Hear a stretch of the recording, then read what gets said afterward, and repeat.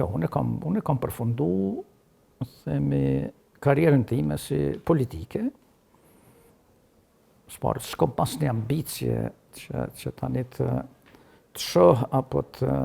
mendoj apo të ndroj propozita shtetërore në asnjë.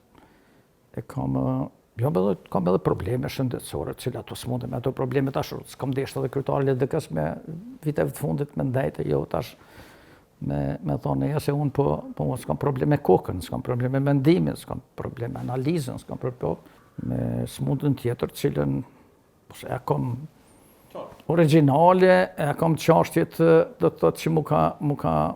kriju prej një presionit madh që kom pas sa kam qenë kryeministër i këtij vendi, so ma shumë kon qeverisë me gaz lotësjellës, me